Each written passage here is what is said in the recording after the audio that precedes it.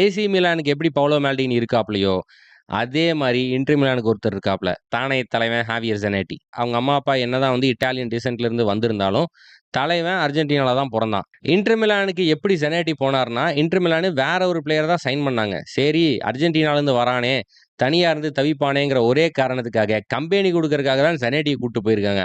ஆனா தலைவன் இன்டர் மிலான்ல போய் கொடூர சம்பவங்கள பண்ண ஆரம்பிச்சுட்டான். ஜனட்டி ஒரு மொரட்டு ஹார்ட் ஒர்க்கரு. தலைவனோட செல்ல பேரே எல் டிராக்டர். ஹார்ட் ஒர்க் மட்டும் கிடையாது, மொரட்டு டிசிப்ளினான ஆளு.